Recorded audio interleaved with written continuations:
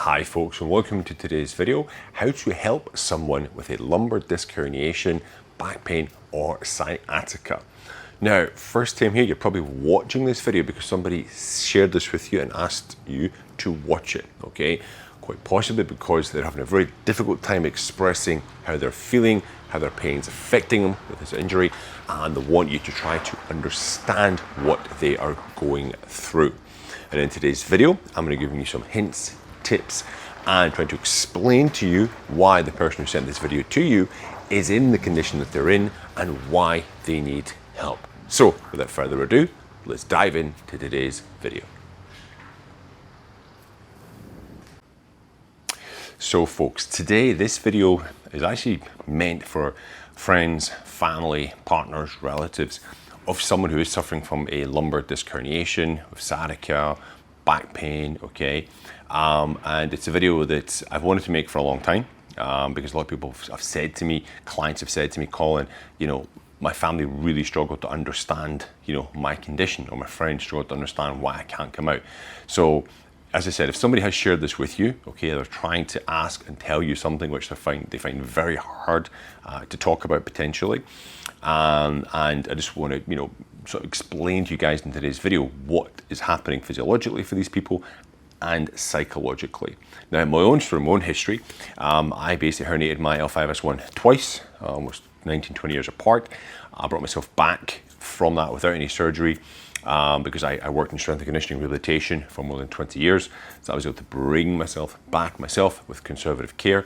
I now help people all over the world with my YouTube channel, with courses, etc., free discovery calls, advice calls, to get themselves back to pain-free living. Because I've been there, I've lived it, I've done it twice, okay, along with numerous other injuries, and I am still here, okay, running pretty much pain-free and back doing all the activities I used to do before. So, one of the main issues with this particular injury, okay, it can be very difficult to truly empathize with the person with the injury, because unless you've had this issue yourself, it's very difficult to understand what they're going through. One of the big things is there's no visible signs that you can see, right? There's no cast. If it's a broken arm or a broken leg or, you know, twisted ankle, there's no cast, there's no crutches. There's no bandages, right? So there's no visible sign that the person is struggling, okay, with pain. And the thing about nerve pain is, especially, and I'll go into the physiology in a little bit, the nerve pain, it can be like a stabbing like a needle. It can be burning like fire. It can be like somebody's beneath your skin with their fingers, like, you know, rubbing their fingers under the underside of your skin. It can be like needling repetitively. It can be numbness, right? It can be cold sensation, like I had cold foot a lot, right? I had burning toe. That's another one, like my toe was on fire, right? It is very, and it's just the nerve, and it will affect everybody differently, you know, how it's felt. There can be stabbing back pain, there can be burning back pain, there can be locked up feeling in the spine, there can be muscle twitching. There can be all these different sensations happening, right? The person, you know, may have buckling of the leg, especially if it's the femoral nerve, right? So you know about L304, L405, L304, L203, disc herniation. There could be knee buckling because it basically controls it's called the proprioception, the awareness of where your joint is in space. So the person can be buckling, right? They'll be walking, you know, with a shorter gait, a shorter stride, because they have this weakness. I said the cold foot, the drop foot, which can also happen where the foot will drop. They lose the ability to lift the foot up towards the knee, right? That can appear. So you may see like a change in movement. You know, perhaps one day they've driven to work with no issue. The next day they can barely sit in a chair. They're lying on the ground, right? And you look at them going, what's going on? Why is it one day the person seems okay and the next day the person's like, you know, slammed against the wall? And this is the thing, the why, the big why, okay? So essentially the lumbar discs, okay, it's the base of your spine, right, down here. And when one is herniated and or bulging, there can be other issues like stenosis, facet arthritis, etc., etc. The disc very often will push on one of the nerves. Okay, you've got the sciatica nerve which runs down the back of the leg. You've got the femoral nerve runs the top of the thigh. Okay, sometimes people can have both affected. And this is where they get the nerve pain from, which, and it's, the sciatica nerve is the longest, it's the biggest nerve, and it's the thickest nerve in the body. It affects so much of this part of your body, and it can be right side, left side, can even be both sides in some cases. And you get the sensory nerves at the surface of the skin, the deeper nerves, okay, with the pain responses right up in the glutes and stuff like that. And this will change daily, okay, just because if that nerve is healing, if it's and the inflammation is going down, if it's regrowing, if it's like that whole process itself will create different feelings and sensations. It becomes more sensitive. So quite often one day the person will be fine, they do something that day, and then the next day, boom, the pain kicks up because they've done something that day, the nerve gets affected, it takes a little while for the whole inflammatory response to kick off, and the next day they wake up and, as I said, they can't sit down again. And you know, the thing with the location is, and this is, as I said, if you've got a broken arm, you know, it's here, right? If you've got, I don't know, tendinitis in your shoulder, it's up here, right? I can't, you know, I'm sort of wedged and I've got my thing here, but I can do everything else. I can move around, I can bend, I can, you know, open car doors, etc., etc.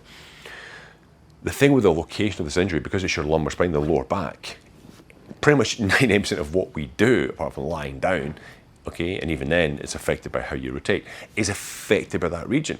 So when I go to move, when I rotate, I turn, okay, gravity's acting right down upon that, okay? If I try to bend or flex my spine, I get pressure. If I try to rotate, I get pressure. My body weight itself acting upon the disc itself, compression can affect it. When I try to, you know, lift up a carton of milk, lift up my kid, open the car door, all these things will affect just because of the physiological location of the site of injury. Yeah, it's the kind of this, your sort of pelvic girdle is the kind of central point of movement, upper and lower, right?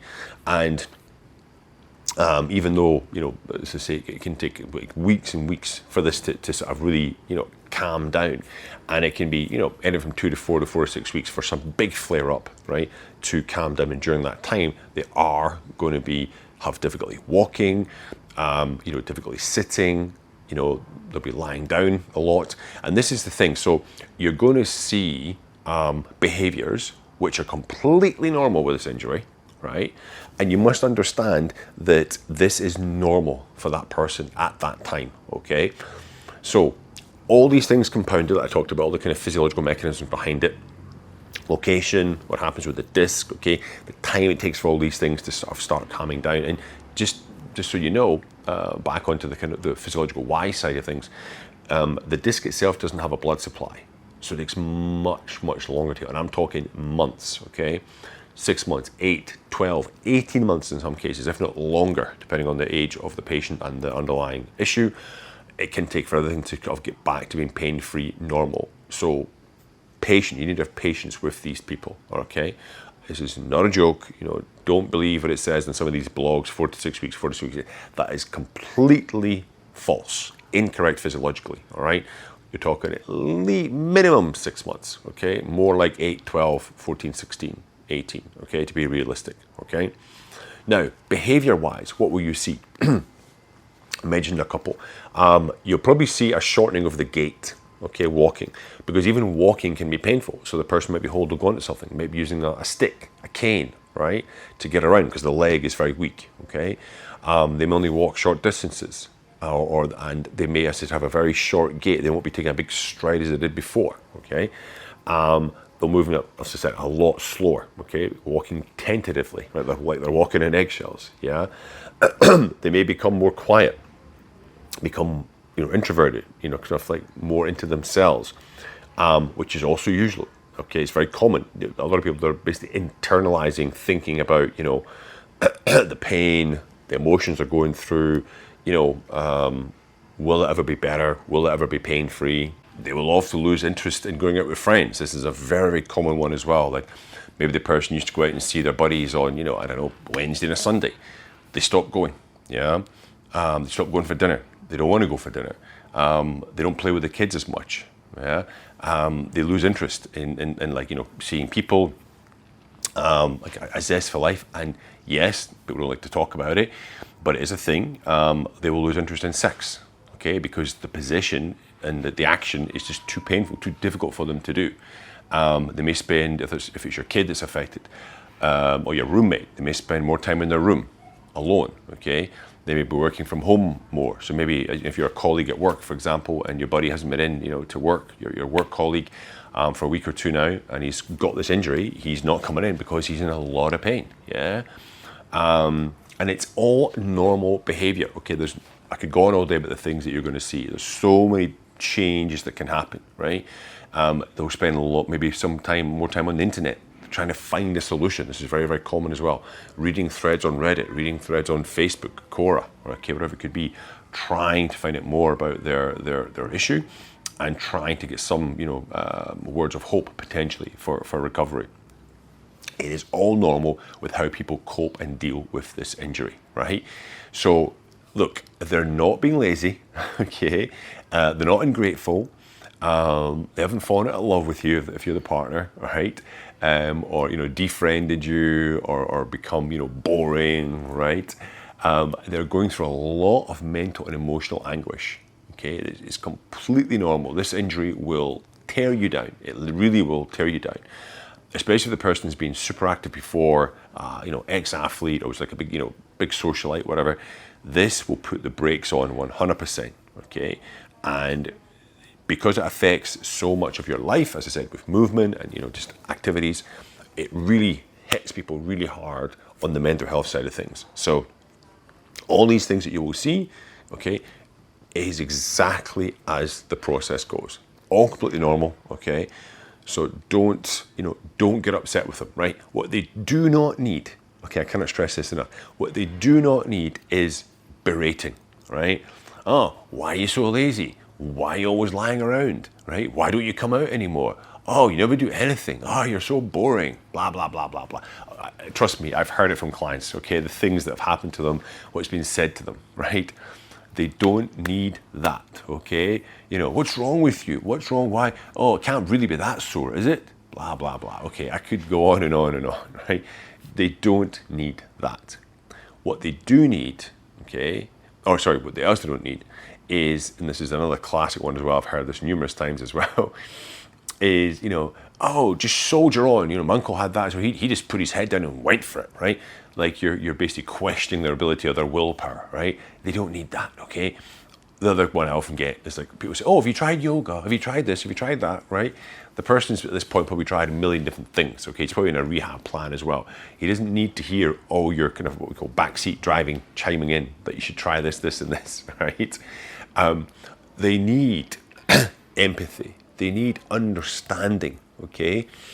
Now I know it can be hard, okay, but you really got to try, okay, to empathize with these people, all right, from a pain point of view. Now we know that movement is best, okay, and so if they are, trying to get out for a walk, go with them, okay? Don't charge down the road saying, hurry up, catch up, okay? Go at their pace, right? Support them if they need supported. Tell them that it's okay, right? You're happy to walk at that pace, it's perfectly fine. Perhaps they're going to rehab and they're walking there or they're driving themselves, offer to drive them, okay? Offer to drive them to the swimming pool, if there's a swimming pool nearby, so they can go and do some pool rehab, okay? It's basically there's the buoyancy of the water, so they're unloaded, okay? It's much easier and safer for them to do there. Be patient, okay? They're going to be stressed. They're going to be, angry, short-tempered, irritable. Very often depression will set in. Some form of depression will set in. Okay, I have seen it numerous times. I've had clients come to me in tears. I've had clients exasperated with life at the end of their tether, as we say, at the end of their rope, right? Really, really, really super stressed, okay? And they've poured it all out to me, okay, on calls and whatnot. And this is all completely normal, okay? They need you to be understanding, to be patient, because they are going to be going through all these different emotions, right? Don't nag them, okay? Support them, show you care, right? Ask them, big pointed questions like, how's the nerve pain today? Do you feel it's getting a little bit better? What do you think? How was it from last week? I really encourage journaling. And very often with journaling, so you're recording your pain, sleep, etc., activities you've done. Very often with journaling, it's not daily you see changes, okay? It's weekly, sometimes bi-monthly, whatever, because it takes a long time to change. And very often people can be very hard on themselves and they refuse, right, to see changes. So if you notice something, like if you say, oh wow, he's actually walking faster or she's walking faster, right? Don't be afraid to say it. Say, hey, whatever you're doing is working, positive reinforcement, right? I can see you're moving better today. That's great. Well done. Keep going. Is there anything I can do to help? Would you want some assistance? And this also comes on to, being patient and giving them, some leeway. So, as I said, if they normally, take out the garbage, right? You take it out for them, okay? If they don't pick up the kids' toys, you pick them up, okay? Because they're going to really appreciate that, okay? Now, and you have to explain to them, don't make it a chore for you to be doing this, right? You have to say, look, hey, take a break, go lie down. It's completely fine. I understand what you're going through. Let me do this, okay? Because they don't want to feel like they're being a burden, obviously. They don't want to feel that they're burdening you with extra stuff, okay? So you need to, sit down, talk with that person. If you're a friend as well, offer to bring some things around to them. Maybe you've got, I don't know, maybe a yoga mat and a physio ball or something like that, potentially at home, which they don't have, which they could use. Say, I'll bring it around for you. Not a problem at all, right? Actively support them and encouraging them in their rehabilitation journey forward. As I said, you've got to be patient. Don't be nagging them, okay? And check in on them, okay? Check in on them. Make sure, how's things going? When's your next doctor's appointment? Or how did the MRI go? What did they suggest you do? And if it's physio, okay, well look, I'll drive you there. It's not a problem, okay? Now I know what I'm saying sounds easy, right? But it is going to take a bit of sacrifice, okay, from you as a friend, a family member, a partner, all right? But if you love that person as a friend, family member, partner, okay, then you're going to do it, all right? Now, to the people who are the patient out there, okay, if you're watching this and you're the one that's going to send this on to somebody, if you don't feel heard, and this is very often the case, if you don't feel heard, send this, okay? Send it to a friend, family, partner, etc. Make sure they watch it all the way through, okay? Tell them, I told you to send it, all right? Because I've worked with hundreds of people all around the world, okay? And I can honestly say, hand on heart, I would honestly say 80 to 90% of people have these problems, okay? There's a very small percent who just charge through, okay, without, feeling a burden or getting upset with a partner, etc. Most people, okay, have this issue, right? So I'm telling you to send this to your friends, family, relatives, right? And look, if you are out there struggling, then please reach out to me, okay? I do a free advice call. It's 45 minutes an hour, right? We get in a video call. I tell you to go away to do certain things after listening to your story, okay, where you've come from, and you go away and you try them yourself, and it's an attempt to get you back on the road to recovery using conservative care, okay? So you can reach me. There's a booking thing down below in the comment section, okay, and to this video. Please do reach out if you are struggling, okay? So folks, listen, if you are watching this, you're the patient, okay, or your family member, share this, like this, subscribe, of course, for more great content. And if you've got any questions or comments, you can hit me up in the comment section down below. Thanks for watching, guys. Have a great day, and I'll see you next time.